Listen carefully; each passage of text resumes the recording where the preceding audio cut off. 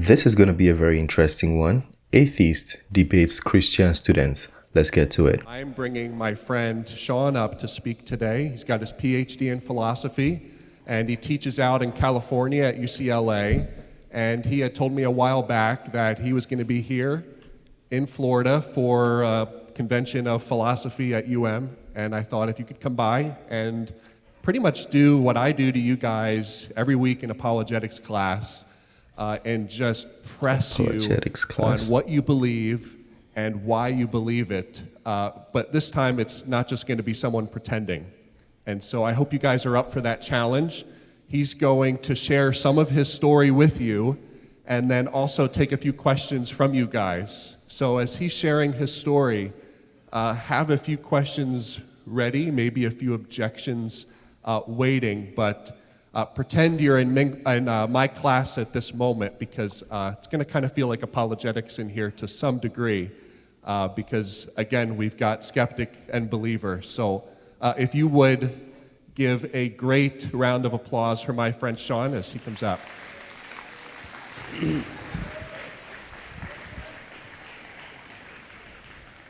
Hey, thanks for having me. This is a unique opportunity. I teach at a school in Southern California at a university, so obviously work with university students normally.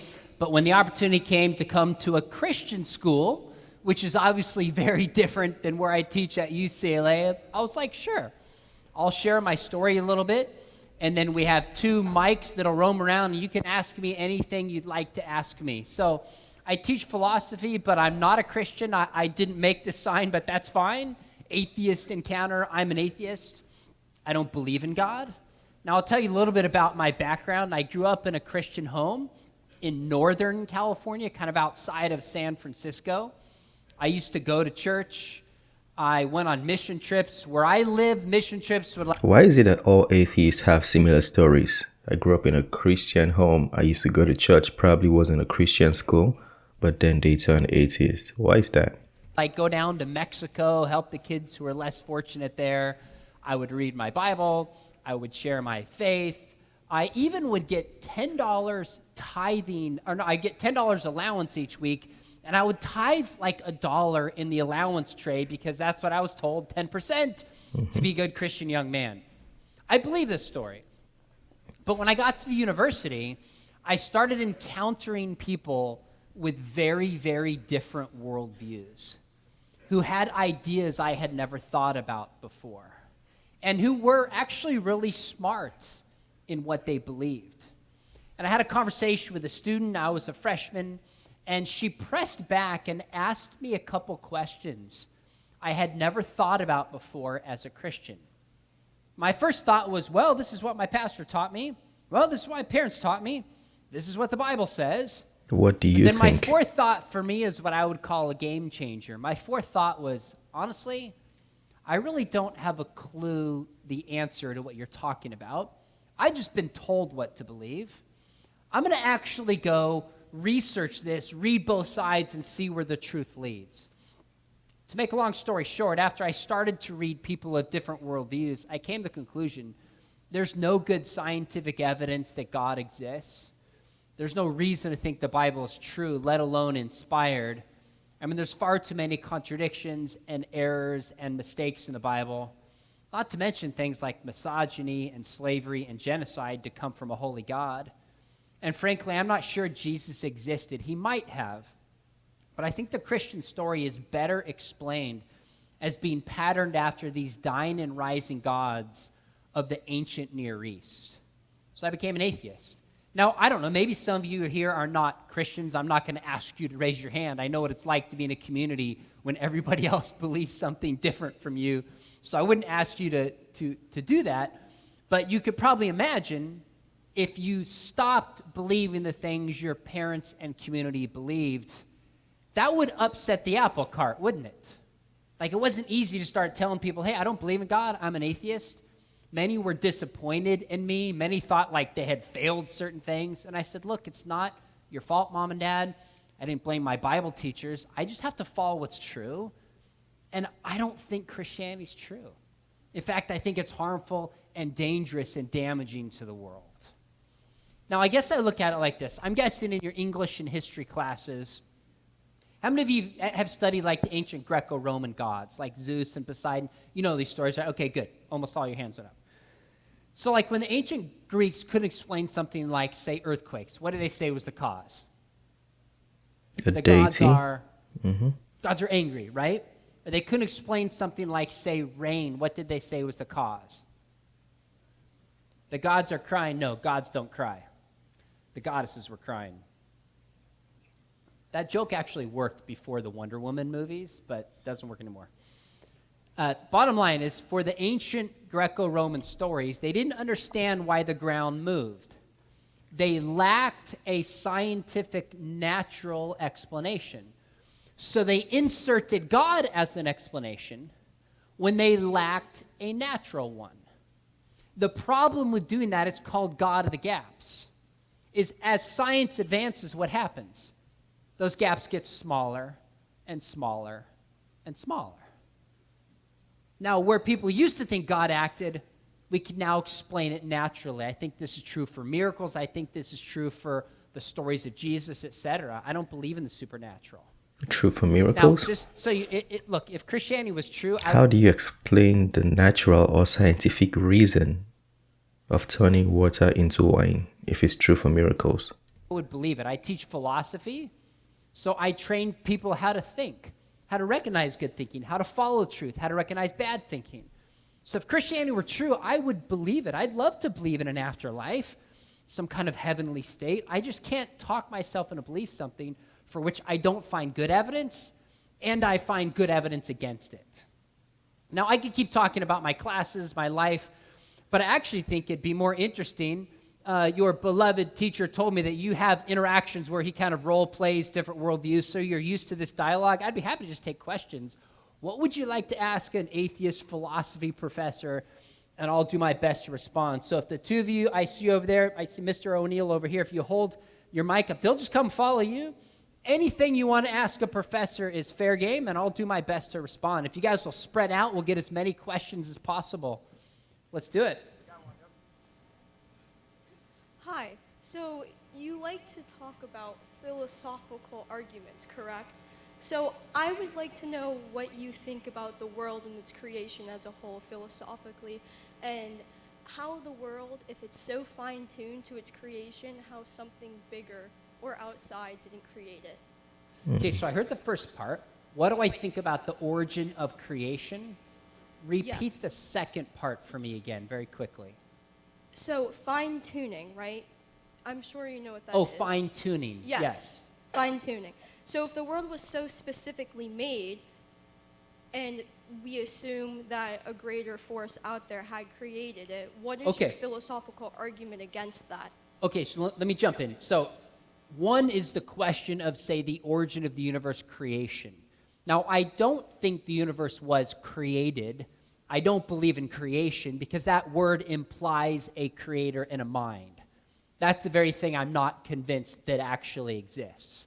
So I actually think the data shows that while our universe had a beginning, when you look at string theory, you'll find what's called the multiverse. And if you're following the shows like WandaVision and The Flash, like they toy in the multiverse in science fiction, but there's actually good reason to believe. Sorry if I ruined it for some of you. Too bad. You had time. Do you know who saved Endgame? Can I ruin that one for you? I'm kidding. I won't. The multiverse, I think string theory points towards that reality. So our universe had a beginning, but I don't think the multiverse did. It's eternal and it's always been here. And there's reasons for that we could go into. Fine-tuning, if this were the only universe that existed, then I think we would be surprised that it happens to be so seemingly exquisitely fine-tuned to allow life. But since it's not, and there's more probabilistic resources in the universe, I don't see why fine-tuning is a problem. In fact, if there is a multiverse, we wouldn't expect to find ourselves in a universe that's not fine-tuned because we couldn't live in such a universe. We'd expect to find ourselves in the very kind of universe that we do find ourselves in.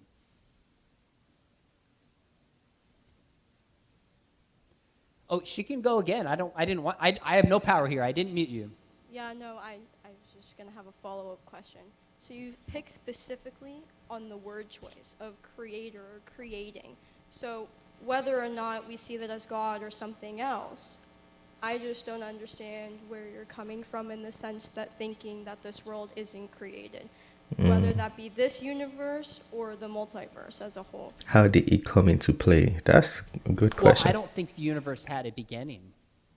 The multiverse, that's really what I mean by the universe. I don't think it had a beginning, hence it doesn't need any cause outside of the universe. Now, if you say that the universe needs a creator, then why wouldn't the creator need a creator? Why could the creator just exist, but the universe can't? That would be my question. So if you're going to be consistent, either they both need some kind of cause, or they both just exist. You believe God just exists. I believe the universe just exists. So minimally, we're at an impasse. Good question. Anybody else? It was a good question. I see one up here. All right. Any others? Spread out, even while they're So- talking. There's one So up Mr. top in Stewart there. was supposed to be the downstairs guy, but I guess I'll do both, Mr. Stewart. All right, we'll try to get in as many as we can. So keep your hands up, and they'll come to you. Shh. Go ahead. So you said earlier you weren't even sure if Jesus was a real person. I'm not talking about like if he was God or like anything. Like you said you weren't sure if he was real. He might have been. I think the evidence is late and contradictory and legend-filled, so I'm not fully convinced. So the legend filled, would that be like the Roman who believed in the like his gods and everything else would be blasphemy and he'd hate everything? Even him saying that he was a real person is based on legend? That's what I just wanted to Wait, make sure. Jesus saying he's a real person would be legend? No, so the Roman saying Jesus existed and Jesus was a person. Well, there's no good early Roman source that does. Josephus. Josephus was Jewish, for one. It was Roman historian. Second, he was writing for Rome, but he was not Roman. Josephus was That's my Jewish. mistake. Josephus mentions 33 people by the name of Jesus. 33 people. Have you read the Antiquities of the Jews? I've not Wait, 33 people by the name of Jesus? He was writing for Rome, but he was not Roman. Josephus was That's my Jewish. mistake. Josephus mentions 33 people by the name of Jesus.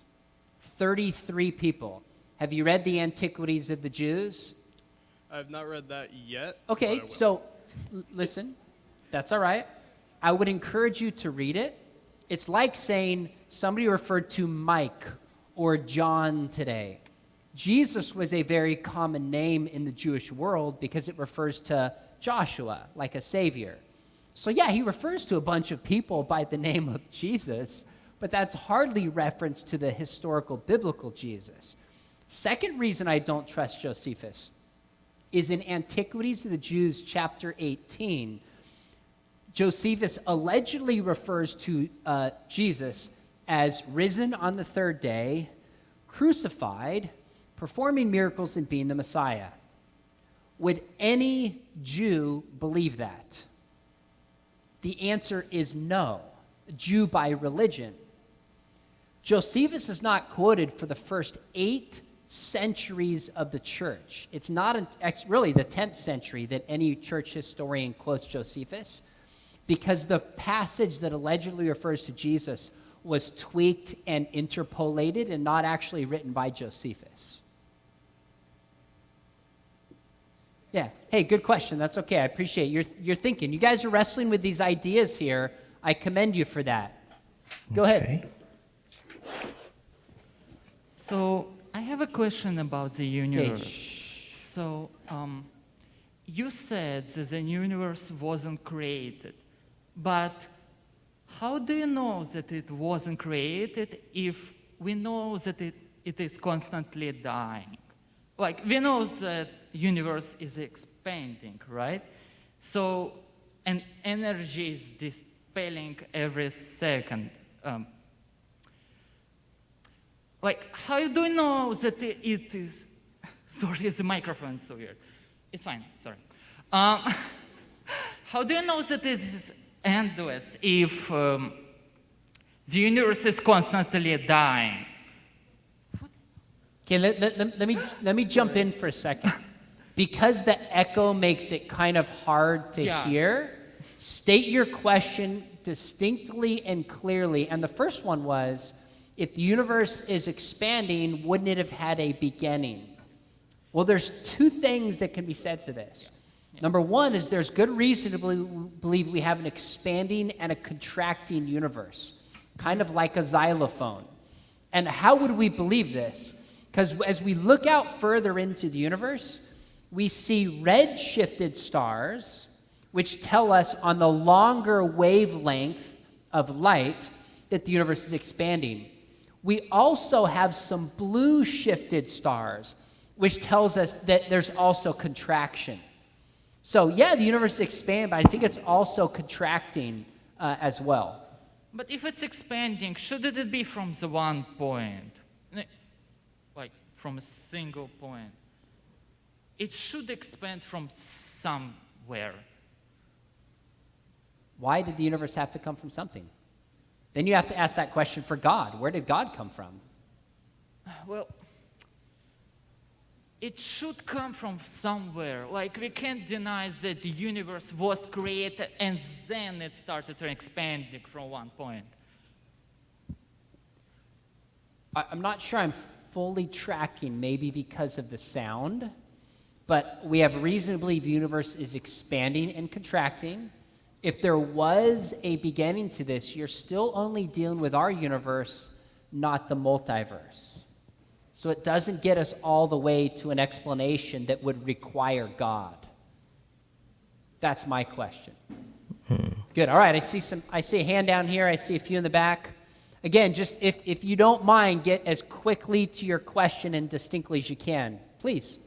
Okay, so earlier when you were addressing Madison's question, While we're talking, go ahead and pull your mask off, then we can hear. So earlier while you were addressing Madison's question, you noted that the multiverse had to be an eternal type thing in order for the beginning of our universe to be created.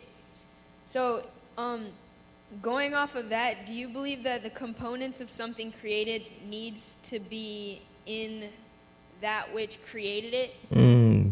So like, for example, with the creation of our world, we have intellectual minds. And from that, with the multiverse, how did the intellectual minds initiate or develop through something that didn't have that property? Okay, so if I understand, you're asking the question of consciousness. How did a universe that seemingly at the beginning was physical do things like minds emerge through that process? Yes. Did I capture your question? I think it's consciousness as well as the question. The way I understood it is like, if you created an iPhone, then you creating the iPhone, you have to be outside of the iPhone to use your intelligence to create the iPhone. You couldn't be inside, or the properties inside the iPhone couldn't have made the iPhone. I think that's how I understand it. Yes. Okay, good. So yes, the universe is physical. Wait, don't leave yet, because she might want to follow up. But there's certain capacities for what are called emergent properties at the right level of complexity and diversity to emerge.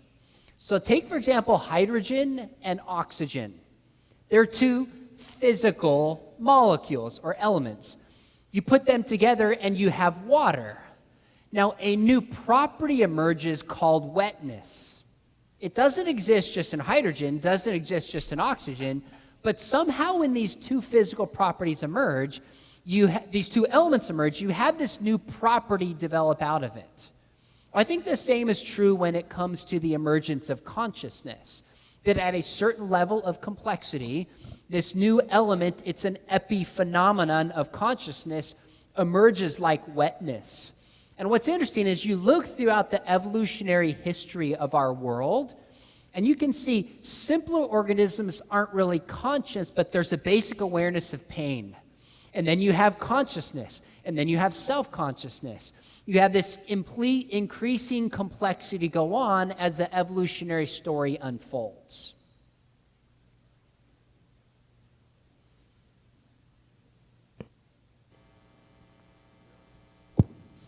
All right, we're going to jump up here. Go ahead. If you don't follow an afterlife or a sort of meaning of life right now, a sort of greater purpose, where do you personally and where do you suggest others find vocational motivation? That's a good question. So let me answer this in a couple ways. I would presume, correct me if I'm wrong, you believe purpose is top down, that God has made this world, he infuses it with purpose, and we find our purpose in God in some fashion. Is that fair? Fair, yeah. Okay. I think purpose comes from the bottom up. I don't think there's a God. I don't think there's a grand design. But as we look at this amazing story of evolutionary history, we have things like friendship, we have good food, we have knowledge, we have freedom. These are all good things that give our lives purposes, even if there is no God that exists. And I think as we look at human beings across different cultures, we find this common recognition that our lives can be purposeful even if there's no afterlife or they differ about God. So, say if everything dies, if everything eventually will end, then why continue at all? Why continue at all? Because I don't win in the end? Correct. Okay. Think about it this way. How many football players do we have here? Let me see your hands. Let me see hands. Football players. Okay. If we said, tomorrow, we're having a scrimmage against the Kansas City Chiefs. Even though you're going to lose, actually, they got smoked. You might beat them. Let's go with the Buccaneers. Okay? If you're going to play the Buccaneers, is there any chance you're going to win? The answer is no. You effectively have zero chance of winning, maybe negative chance. How many football players would be like, I don't care. I get to get on the field with Tom Brady and with the Buccaneers. I'm playing anyways. How many of you would still play because you want to get on the field with those guys? Right? That'd be awesome. So even though you can't win, so to speak, in the end, it doesn't mean that experiences are not valuable. In fact, I would actually say, as an atheist, my life is finite. It's not infinite. So I think this life has more value because this is all I have. So I don't get this morning back. I don't think I live for infinity, and I spent it with you guys. That tells me that I think there's something important about thinking and relationships and growing. So not believing in God, I think, actually makes life more purposeful and meaningful. Not believing over here, I want to make sure God people can follow up with their questions. Makes life more purposeful. As well. I don't want to filibuster here. What do you think? Oh, okay, go ahead. So if the Bible contains hundreds of prophecies fulfilled after they were written, even being fulfilled like as of now in the 21st century, how would that be possible without an omniscient God? So give me one example of a prophecy you think, like the virgin birth or something, or which? No, like the measuring of Israel in the end times. Which one? Measuring of Israel in the end times. Okay, we can't deal with something in the end times because it hasn't been fulfilled yet. Well, it's being fulfilled now. So give me an example of a prophecy prophesied ahead of time that was distinctly fulfilled that you think is supernatural. I mean, you could go with the birth of Jesus or the crucifixion of Jesus. The birth of Jesus or the crucifixion of Jesus? Yeah. Okay, let's go to the birth of Jesus, okay, since you started there. When that prophecy was written, according to you, before Jesus came on the scene, in the book of Micah, correct? I believe so. It is correct. So, Jesus claims to be the Messiah. Would he have been aware of this prophecy? Are you asking me the question? Yeah. I mean, I guess so, yeah.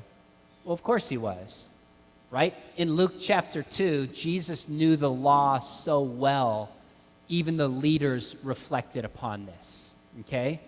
I don't think Jesus is real. I'm telling the story from your perspective. Jesus would have known this prophecy. So if he's trying to proclaim himself as the Messiah, do you think by the time he's 33, 3 decades removed from this, he would start telling people that he's from the area of Bethlehem, and later followers who believe this would start telling that as well? The answer is, of course. So I would need some actual proof that he's from that area and didn't invent this like he did other prophecies to believe it's really supernatural. And the evidence that Jesus is from Bethlehem outside of the Gospels only emerges in the 3rd century, 300 years removed. So I don't buy it. You can give me another example, we could talk about it.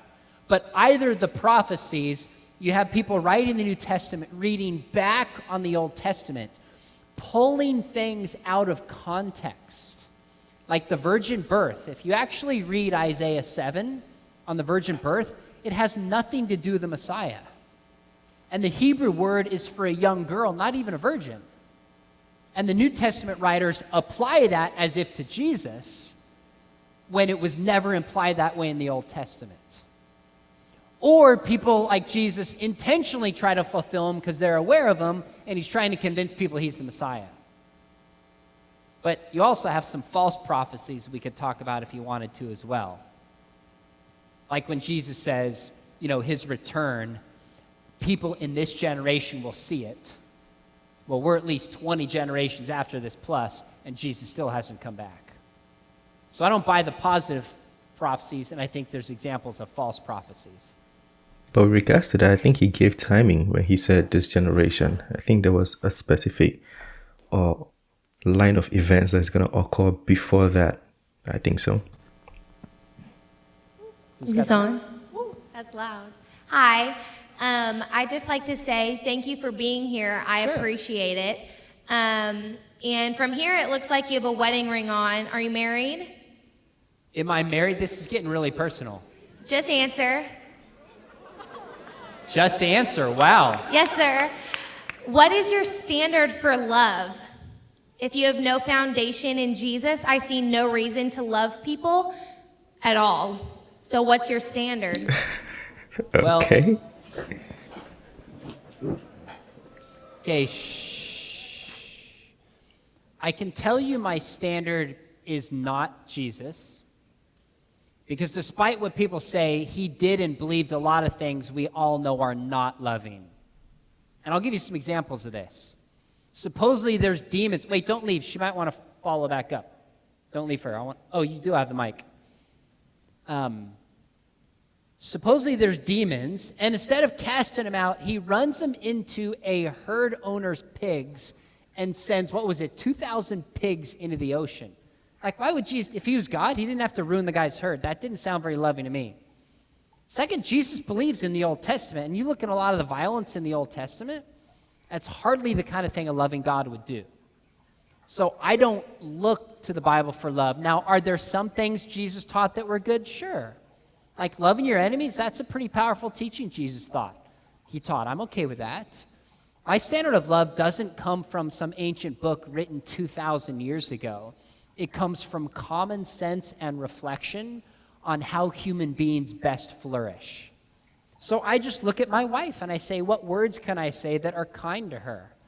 How can I treat her respectfully? How do I be a good husband? How do I be a good dad? How do I be faithful to her? Like these, you might say these are Christian values, but they're also Buddhist values. They're also Hindu values. That's because they're human values. So I don't need an ancient book to know what it means to love my wife. In fact, I think that ancient book wouldn't help me because of the way it treats women, but separate issue. Go ahead.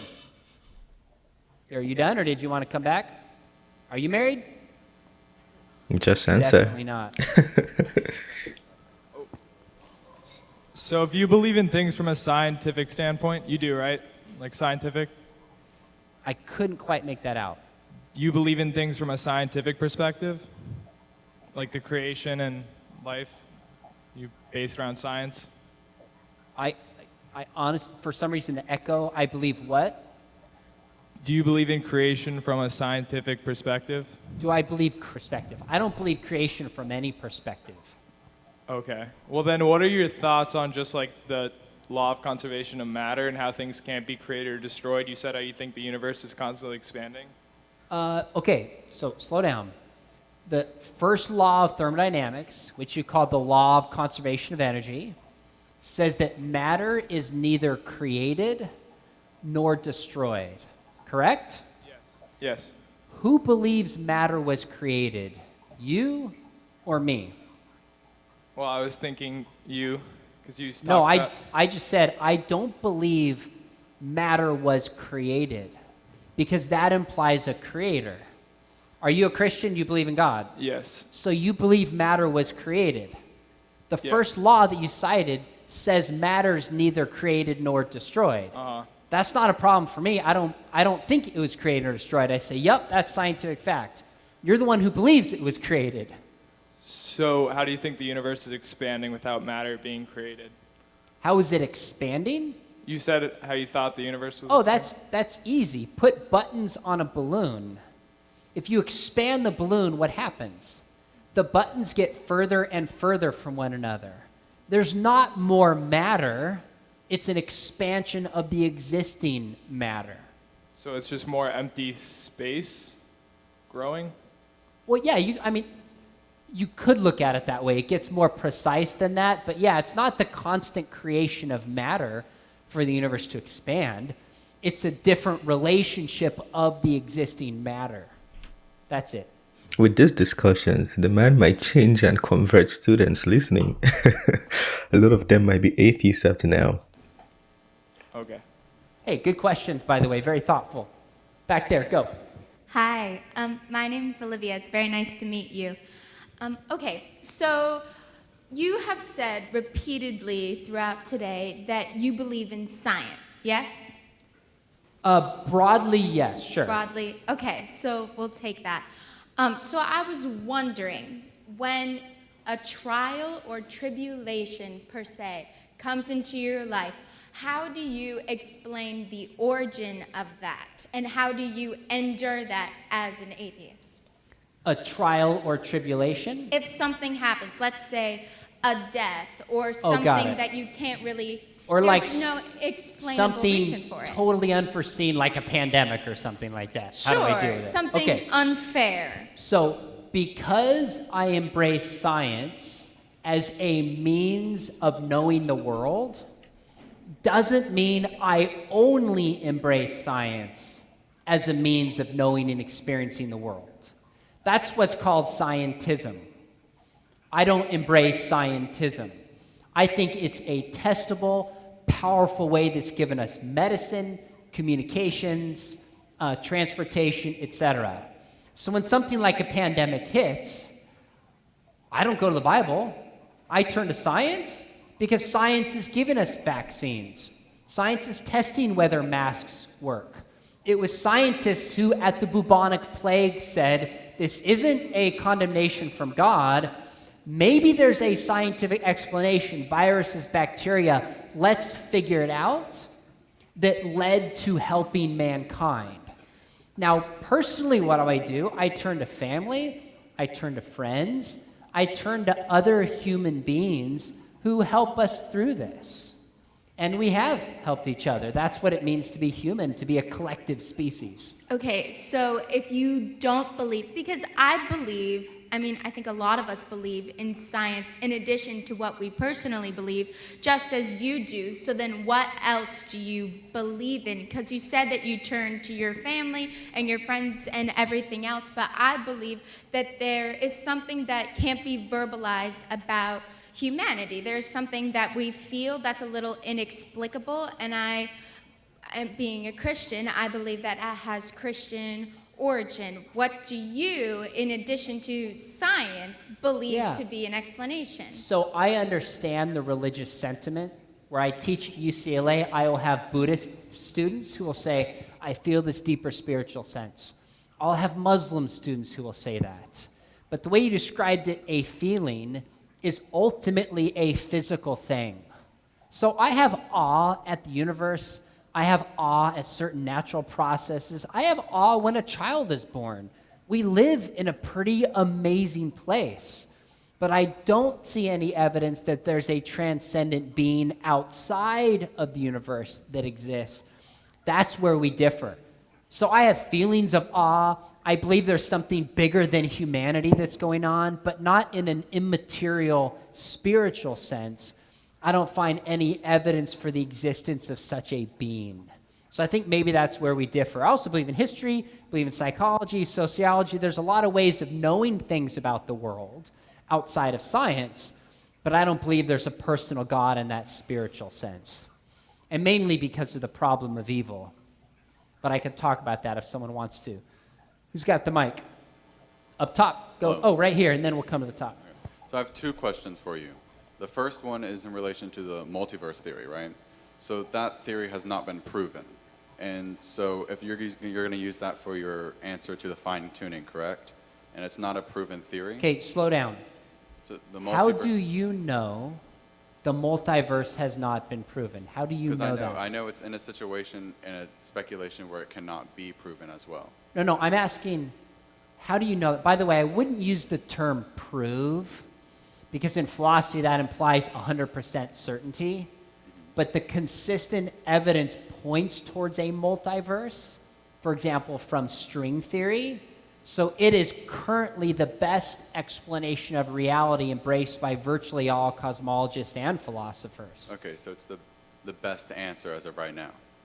Well, yeah, look, I mean, this is life. We have to reason things together and make assessments from them. Just because something's not 100% certain doesn't mean it's not reasonable. So then do you take out the fine-tuning when you're looking at that, and so you disregard that and saying, so if this theory isn't proven because it's not 100% certain, then are you just not going to look at the fine-tuning? Because that proves evidence as to there being a creator, as opposed to look at this theory of the multiverse, which cannot be proven completely. Did you hear anything that I just said? I heard, yes, you said it's the best answer as of right now. I mean, honestly, knowledge does not require certainty. And we know from string theory, have you read The Grand Design by Stephen Hawking? That evidence points towards a multiverse. If you could give me better evidence against it, I'd be happy to give that up and not believe it. I have no problem with that. But you can't say uncertain equals not proven, therefore we don't know. That's not how philosophy and knowledge works. Yes. So there may be fine-tuning, but that fits within the multiverse scenario because we couldn't observe ourselves in a universe that were not fine-tuned. Mm-hmm. So it fits perfectly within the theory that I've laid out. Okay. And my second question for you is about the supernatural. So different things, as opposed to just supernatural events that occurred in the Bible, but that have occurred in modern day times. And because I've grown up as a Pentecostal Christian. So I've witnessed several times the casting out of demons and prophesying. And so I've witnessed prophecies that have been fulfilled, and I've witnessed several times the casting out of demons with the same reaction through several people. So what would be the best answer through that? Okay, so when somebody says they have a personal experience, obviously because I wasn't there, yes, and none of this is documented, there's no way I can give an honest assessment of that event. Mm-hmm.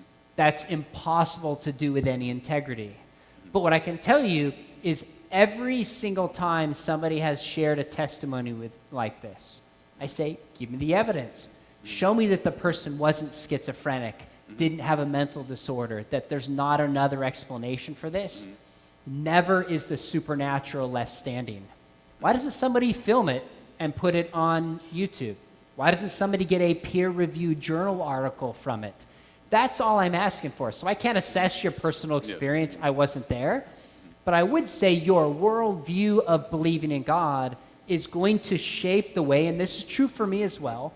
I think one can argue that this man, because he's not limited by contextual, should I say, boundaries, as a Christian is with the scriptures, that gives him a more free subject matter, so he can touch different aspects to answer his questions. But for a Christian, you need to use the scriptures to answer.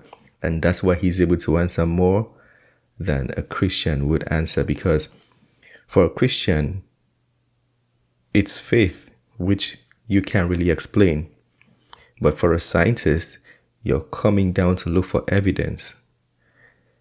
I don't know if you understand my point right now, but he's more free to drag points from everywhere. But for a Christian, you can only use the scriptures and your faith, which would automatically not prove things to people who do not believe. I mean, some Christian philosophers and Christian scientists are beginning now to bring up points that correlate with Christianity, like Jesus, the tomb, and all of those things. They're beginning to go back to find, traces, blood, and all of the things, DNA, and all those. Anyways, let me know what you think about that. It's going to shape the way you process that experience. Strip that worldview out of it, I think you're going to find very solid naturalistic explanations for it. But if you can send me data, I'd be happy to look at it. Okay. Good questions. Let's go up top. We're just going to go with one each because of time. Oh, good afternoon. Are you familiar with the Shroud of Turin? With the Shroud of Turin, yes. Could you explain why you believe that the Shroud of Turin is not physical evidence of the resurrection of Jesus Christ? Yes, because the most recent carbon dating dates it to the Middle Ages, about 1500. But what do you say to the objections that the carbon dating is incorrect due to the neutron absorption theory? So if there only were carbon dating on the Shroud and we had reason to doubt it, then I would find that a legitimate point. Carbon dating works to about 6,000 to 10,000 years and back. That's all that works back. So you can't date things older than 10,000 years through carbon dating. So that's a fair question that you're raising. But the Shroud at most is 2,000 years old. So I don't find any reason to question that of the Shroud.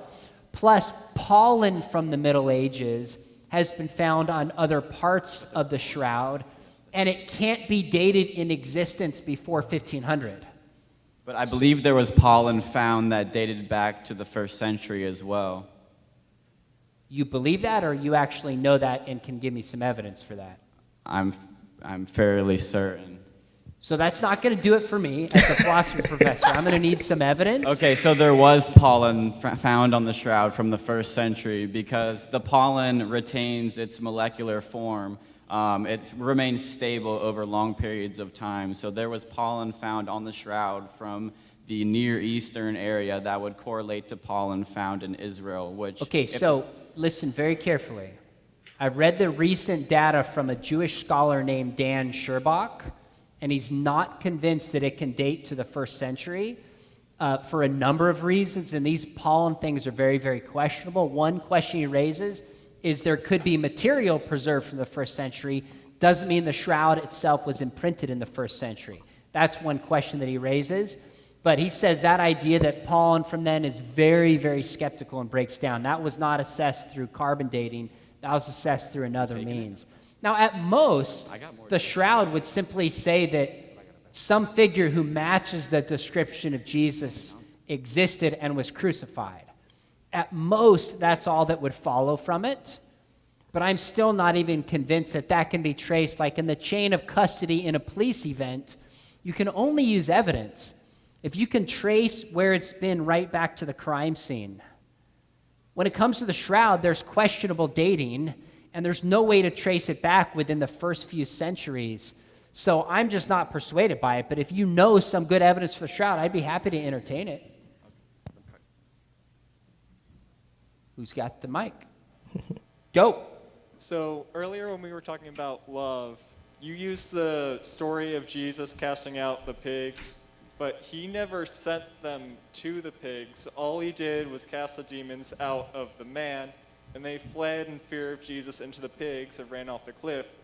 The story you told made it seem like Jesus basically sent the demons to possess the pigs and killed them. So that story doesn't really work as an example of Jesus not being loving because you didn't tell the actual story. Okay, I'm not following you. Maybe it's because the mask. Let me ask you very quickly. Do you believe Jesus is God? He is the Son of God. Yes or no? Is Jesus God? Yes, he is. Could Jesus have cast out the demons without killing the thousands of pigs that man owned? Yes or no? God has given yes everything. Or no? Could Jesus have casted out those demons without killing the man's pigs? Yes or no? You're limiting the question to two answers that aren't necessarily the only two answers. No, actually, these are exclusive options. Either Jesus could have done it, or he could not have done it. There is no third option. But at the time, pigs were, now we eat bacon and all of those things, but pig wasn't the right meat to eat or wasn't a healthy meat for people. I think the pig farm was illegal at the time. Yeah, I probably have read that in the context. Let me know what you think. Did Jesus have the power? Let me answer it for you. If Jesus is God, he can cast out demons without sending them into a bunch of pigs. Who agrees with that? Let me see your hands. If Jesus is God, he can cast out demons without sending them into pigs. Who agrees with that? It's not very hard. And so given that he could have done something without harming the man's property, and he didn't, at least raises the questions of his loving actions towards that man. If you own those pigs, I think you'd have felt very differently. The demons fled. He didn't cast them out. They saw Jesus and they knew who he was. They were afraid. They ran away. God has given living things free will, so he can't force them to do something. Sure he can. All right, tell me how. He does it all the time when you're reading the scriptures. He forces demons out of people. He could kill a demon if he's God. He's God. It's not that hard. Now, you're right, they recognized him, but that was at the beginning. At the end, he could have sent them anywhere. So if they were going to go back into that man, could he have stopped them from going back into that man? Yes. Yes. Then I think you answered your question. You didn't answer the question about Jesus being loving. You just keep avoiding the questions people ask. Wait, I didn't answer the question about Jesus being loving? No. We've asked you how you define love, and all you did was tell us a mixed up story about how Jesus cast out demons and sent them to pigs. Okay, I'm not sure you were listening. She asked me how I define love, and I said, define it. I don't define it by the Bible. I don't look to Jesus because of stories like this. And then I went on to explain how I know what it means to love somebody independently of the Bible. That was the point. So to love somebody is simply when you care about that person's emotional and physical and their life development. That's what it means to love somebody. I don't need an ancient Bible to tell me that. That's common sense. And I apply that in my relationship with my wife. So I did answer the question. All right. I also have another... You've asked a few, no alsos. Let's go to someone else. That was one. Let's do one, go. Noon. I'm wondering, because as a Christian, I base my morality and objective beliefs by the ethics Jesus taught. So I'm wondering, as an atheist, what you perceive right and wrong as, and if you judge it based on what you personally view as right and wrong, what gives you the right to punish criminals or people who commit genocide if they're acting upon their own will and what they perceive as right? Okay, so I think I heard you. When I'm done, if I didn't answer, come back. The question is, how do I define morality and what gives me the right? I don't think I have the right. Morality is made by societal judgments as a whole, based upon what behavior brings flourishing and freedom for the society. I never said I'm an individual relativist who decides right and wrong. We can actually look at certain behavior. Sam Harris lays this out in his 2011 book, The Moral Landscape, that certain behavior contributes towards moral flourishing, and some behavior takes it away. We can assess this. It's not opinion, it's actually fact. So if it's based on what society deems right and wrong, like you're saying. No, I didn't say that. I didn't say that. I thought you just said it was based on what society deems right and wrong. I never said that. I said I don't have the right to punish somebody. Oh, okay. Societies and governments have that right. Have that right. By the way, even if I were a Christian, I would believe that because of what Paul says in Romans 13. So it's not an individual assessment. Morality is determined by looking at human behavior and seeing its outcomes and flourishing or lack of flourishing with others. So I'm not a societal relativist, even though society carries out that moral duty. Just like society gives us education, society has other roles and responsibilities.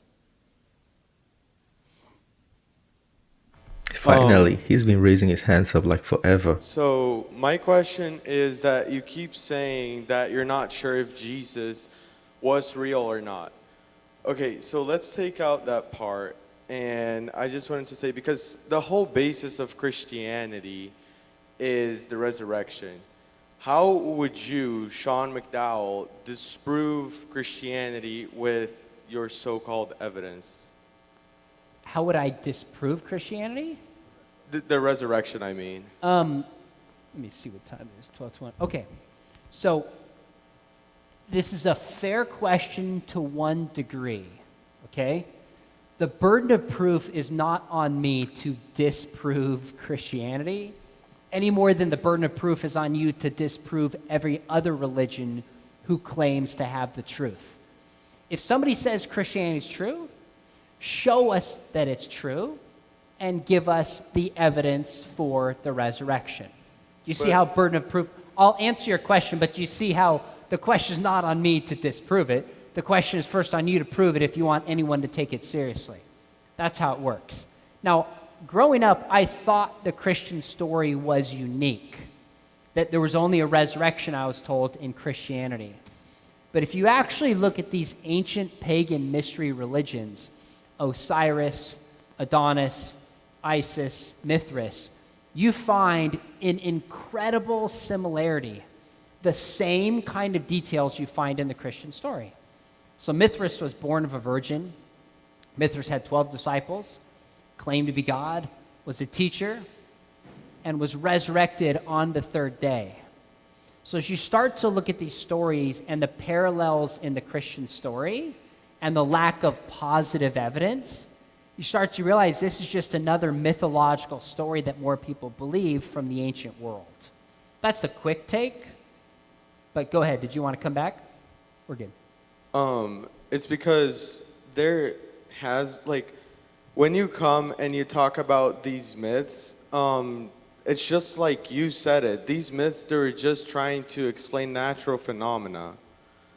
So I don't think that you could compare these myths to Christianity in that sense. I don't understand that. Why not? Like, that's your opinion. There's just the similarities that I showed you. Why can't I compare them? Across these different religions, you find all of these common threads. Why can't I compare them?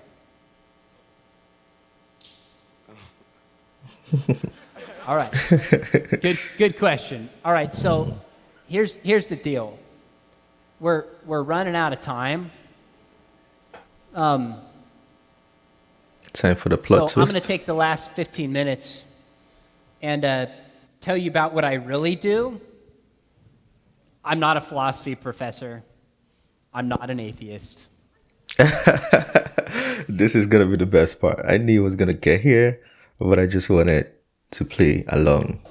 Here's the deal. We're running out of time.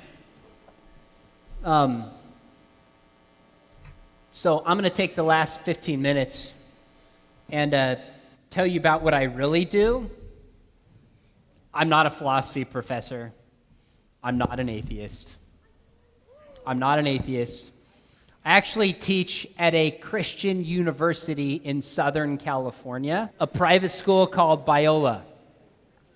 And I teach at a private Christian school part-time as well, high school Bible. I am married to my high school sweetheart, first met her in 3rd grade, so I'm not a bad guy. I do this a lot at different schools. Usually I set people up and let them know I'm a Christian first. But where are you? Where are you, Mr. Stewart? He left. He's like, I'm out of here now that he's revealing the truth. Oh, there you are. We're like, let's just see what happens if we set them up and make them think that I'm an atheist first, see if that changes the nature of the dynamic. So I'm a Christian. I'm actually an apologist. This is what I do. I've written, 15 or 20 books. I teach apologetics at a graduate program at Biola University. I speak and I debate atheists and others because I think it's fun. How many of you honestly were like, I knew it? No, you weren't. Like 6 or 7 of you. All right. Okay, so here's the deal. We only have about 15 minutes to go, and then I got to let you go. I want to make you think about a few things, all right? First off, don't answer this. Why don't you reflect in your heart a little bit, just personally. As a whole, how do you think you treated your atheist guests? There's probably a mix. I heard somebody shout out terribly. Okay. Now, I've done this, youth groups of 12 students. I did this at a church in the Philippines with 8,000 students. And I think that was too many, actually, come to think of it. And your response was pretty typical. In fact, a few of you, I was actually encouraged, tried to be like, hey, thanks for coming. Tried to be like, how do I ask this question in a cordial fashion, which I like, okay? Here's the deal. The more I do this with people, here's how I find Christians respond. How many of you felt like maybe you're a little bit defensive, a little bit testy, a little bit upset? If you couldn't see it, I could see it in a lot of your eyes, by the way. Some of you are like, I'm ready for this guy to leave, which is okay. Here's one reason why I'm convinced we get a little bit defensive. Part of it is if we don't know what we believe and why we believe it, and somebody starts challenging us, what happens? We get defensive, right? We get upset. Do you understand why knowing what you believe is so important?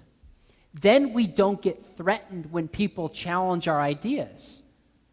If somebody challenges my ideas, I don't get defensive. At least I try not to get defensive, because I know why I think Christianity is true.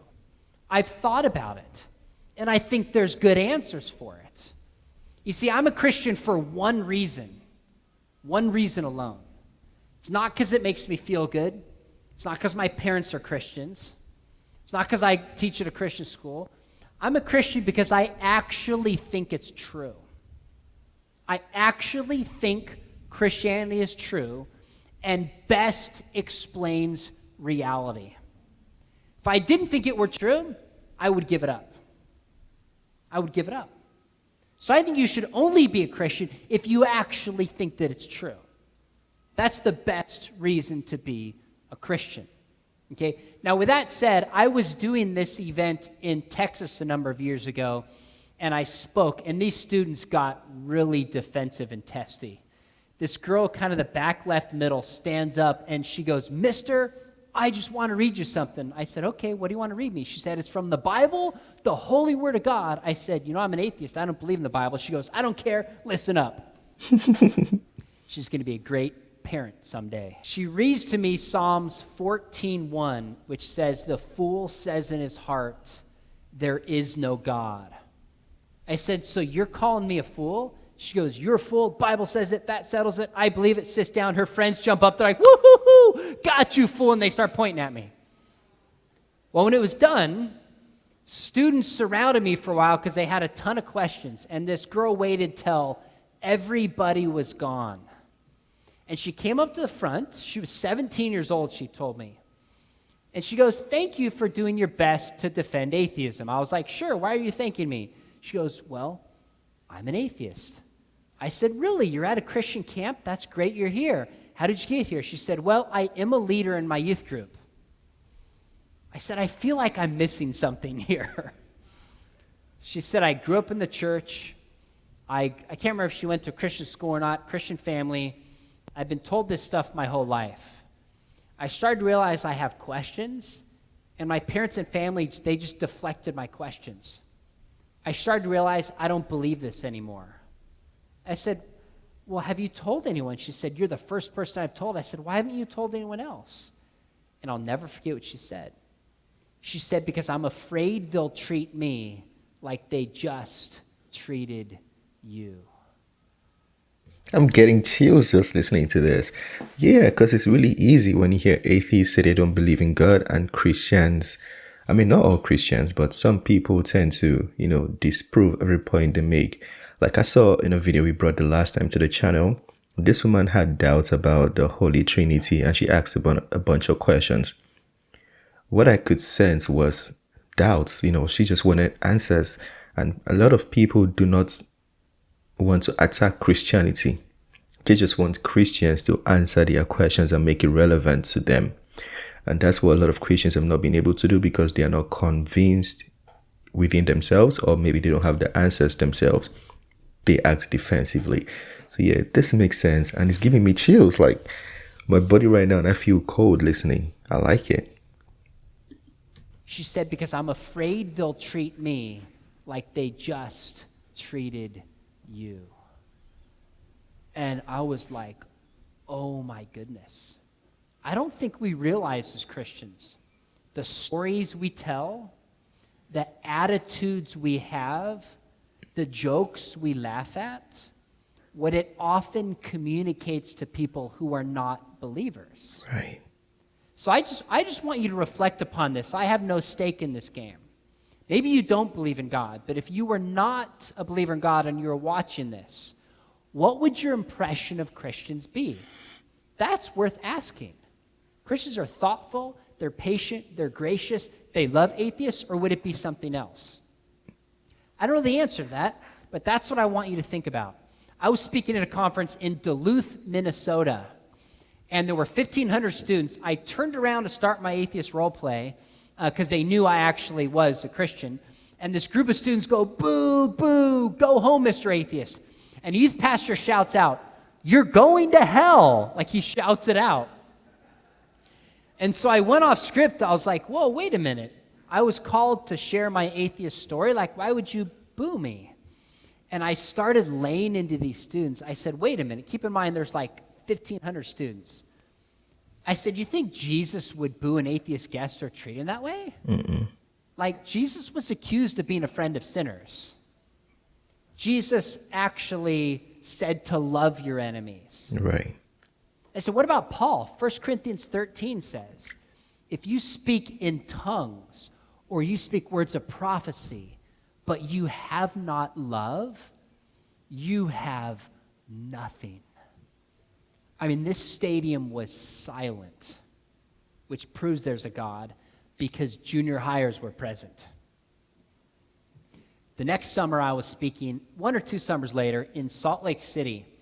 And I turned around to start my atheist role play, and this group of students go, "Woo-hoo-hoo, we love you, Mr. Atheist." And that took me by surprise. So afterwards I was like, why were you cheering for the atheist? And they're like, well, we were part of the group that booed you in Minnesota. And instantly I thought, they got the point. They got the point. You see, friends, when it comes to communication, there's 2 things. There's content, and then there's the way we communicate that content. There's the message and the medium. There's a truth to Christianity, but there's also a way we are supposed to communicate it. Jesus came in grace, and he came in truth. We're supposed to speak the truth, but do it in love. Truth in love. What does our culture lack today? Grace, patience, kindness. You're growing up in an unbelievably divided culture where there is hate and vitriol across the political and religious aisle. What's going to set Christianity apart? Number one, Christianity is actually true. But number two, they will know you by your love. Your fruits. Proverbs says, a soft word breaks a bone. Scripture says, a gentle word turns away wrath. In fact, it's in Romans where Paul says, it's your kindness that leads to repentance. Now, I realize with some of you, I was pushing buttons and twisting your words. I get that. Stand. As a whole, you asked some very thoughtful questions, which I love, and I think you're like trying to do this in a cordial, relational way. So give yourself some grace on this. But instead of standing up here today and saying, hey, let's love our neighbors, I want to make you feel a little bit uncomfortable. So you'd ask yourself, how do I navigate conversations, online or offline? Do I just want to win an argument? Do I want to sound smart? Or do I actually want to love somebody?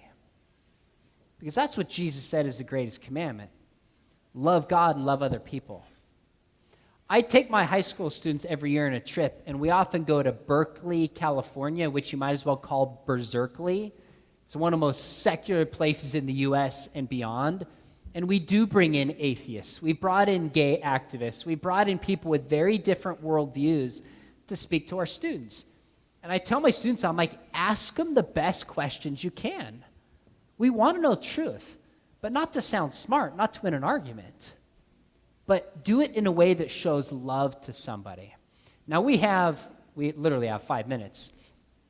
Are there one or two questions of things that I said, don't ask me about Calvinism versus Arminianism. Are there arguments that I made as an atheist that you want Christian Sean to answer before I let you go? Meaning, is there anything the atheist said that made you think for a second, like you brought up prophecy, the existence of Jesus, Josephus? Shoot your hand up very quickly. Go. It has to be something we talked about. Go.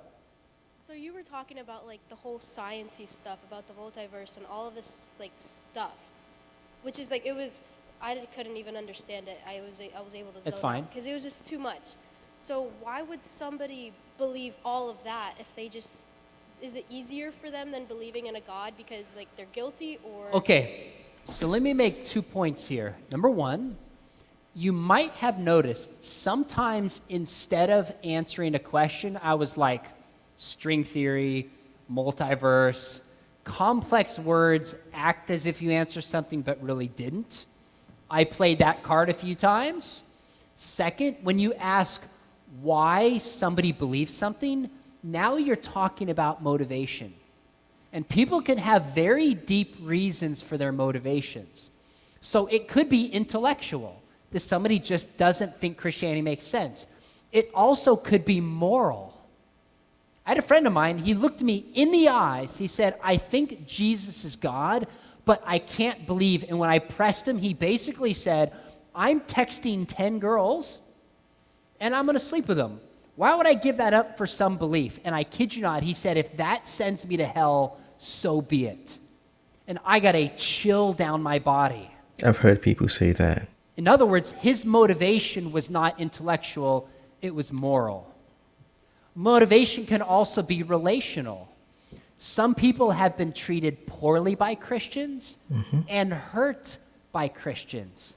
So the idea of believing in Christianity is like, why would I want to embrace this religion that the people who represent it have treated me poorly? This comes into conversation. If you speak to a lot of Canadians about Christianity, the question they always raise is, wasn't it Christians that killed all the kids that were found in the, like native kids that were killed? I think maybe 3,000 to 5,000 bodies have been found. They said, wasn't it Christians? Why would I want to be a part of that? That's the question a lot of people have. especially if you speak to somebody about Christianity in Canada? It can be psychological. So scriptures say, what proverb is it? It says, a man's purposes are deep, and a person of wisdom is able to draw it out. So when I'm in conversation with somebody, I always want to know what's the root of the issue, because let's talk about that. Sometimes it's intellectual. Sometimes there's something else driving it. That's a great question. Yes, my man, you did a good job, by the way. Pull your mask down so I can hear you, and you're going to have to be fast. What is your opinion on the Shroud of Turin? You want to know my honest opinion? I think the Shroud of Turin might be genuine, but I'm not certain. I've talked to some experts on it. I've watched some videos on it, and I think, oh, there might be something here. And you were raising a good question in the back about some of the testing. They did test the Shroud of Turin and date it to the Middle Ages, but they tested a patch that was put on, not the rest of the shroud as a whole.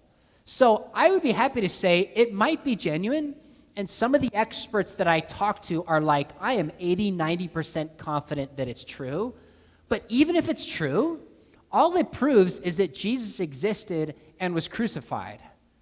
But I believe those things anyways, because Josephus does talk about them. He's Jewish, and my whole story was completely made up, separate issue. Actually, not completely made up, but I don't buy it. So I think the shroud is a part of a larger case for the historicity of Jesus that adds to it, but I don't think it stands on its own apart from the scriptures, early church fathers, and Jews like Josephus, Romans like Tacitus, for the existence of Jesus. Great question. What are your thoughts on theistic evolution? On theistic evolution?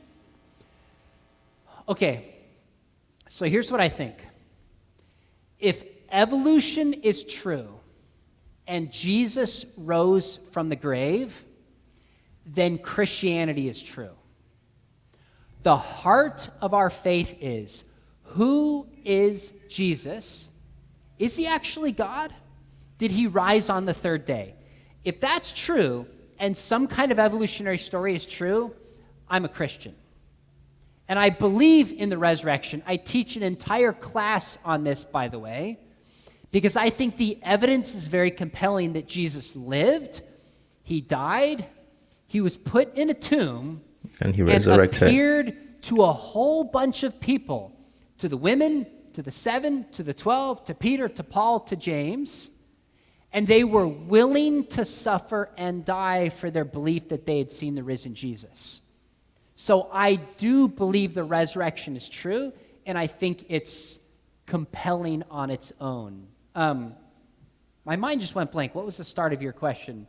Oh, theistic evolution. So when it comes to theistic evolution, the idea being typically that the modern story of evolution is true, and somehow God used that. I have Christians who hold that position, and I think in the bigger, broader Christian position, that's one option to consider, but it raises very important theological questions, such as the historical Adam. And I also am just not convinced that the evolutionary story is true because of things like the fossil record and the Cambrian explosion. So bottom line to answer your question is I'm not a theistic evolutionist because I don't think the story behind evolution can explain what people think it does. But if I did become convinced that evolution was true, I wouldn't give up my Christian faith. I would give up my Christian faith if I didn't think Jesus rose from the grave. That's my broad answer. So, are we out of time? Oh, we are out of time. Hey, throw my website up really quickly if this is helpful so you can know who I actually am. I really wanted to hear him talk about the pigs, where he was, because he was really pushing back on that same question. I wanted to hear him speak about that. This is actually my website. I actually just did. Somebody asked about paranormal phenomena. I haven't posted it yet. I just did an interview yesterday with a leading doctor about near-death experiences. Absolutely fascinating. Story of people medically dead, resuscitated back to life, and have information they could not possibly have known in the state they were in. Documented cases, which I think confirms there's life after death. I haven't posted that yet, but on the top, so I have a YouTube channel if you want to know apologetics, theology. I'm doing one in 2 weeks on marijuana and Christians, like just an interesting topic. Scroll down a little bit. I have that's my blog on the right side. It was on transgender sports. That's a new book I didn't talk about on sex, love, and dating just in time for Valentine's Day. We have a podcast, but keep scrolling down to the bottom. This is what will interest you. Keep going. Keep going. Boom, on the very bottom. Facebook, Twitter, Instagram, and TikTok. Oh, I can't see it. I'm on TikTok. My son is 16 years old. And by the way, he's a shoe reseller. That's where I got these Jordans. Check him out. He's not only cute, good basketball player, but he resells shoes. And he has like 70,000 followers on TikTok. It's Scott Resells. Seriously, check him out. He's awesome. But I'm on TikTok. He told me, he's like, Dad, if you want to reach my generation, you got to be on TikTok. So I don't do like stupid cat videos. Sometimes I do stuff I think it's funny, and my kids kind of think it's funny. But it's like 1 minute apologetic or worldview answers. So you have awesome Bible and apologetic training here. I was really encouraged by that. But TikTok and Instagram in particular, if you want to stay in touch and just amidst the nonsense that comes through that, if you want some positive worldview ideas now and then and stay in touch, that'd be a cool place to do that. So I really hate to cut you off. We got to get you guys to lunch in just a second. But here's what's really neat. We have had the second and third best apologists in the country to youth on this campus, because the first is our very own Mr. Stewart, of course. Let's give him a huge round of applause. He had this idea, and I think it was tremendous. No, in all honesty, we have had the number one and the number two best Christian apologists in this country to people your age and adults of all ages, in Sean McDowell and J. Warner Wallace, the Cold Case Christianity guy back in September. Here's what is very important. Know what you believe and why, even if it's not Christianity. Pursue truth. We could have this conversation going for hours. I know I could be here, but we can't do it. Continue those questions in Mr. Stewart's class on the website. You guys are dismissed. Okay, so I'm going to put the link in the description. Hopefully I remember when I'm editing. But if I don't do so, please reach out to me in the comment section, and I'll put the link to the website in the comment section so you can go check him out if you have more questions. But that was a very interesting one. It was an hour-long video, hour 12 minutes and 36 seconds, and I sat through it because it was very interesting. If you sat to the end, congratulations. Hopefully you learned a thing or two. If you want to start a conversation about this in the comment section, please, you're invited to do so. I'll be willing to converse with you, or you can reach out to me on Instagram too. I try as much as possible to answer my DMs on Instagram, long as you have a picture and you have a real account. Anyway, smash the like button, subscribe, and I'll see you on the next video. Peace.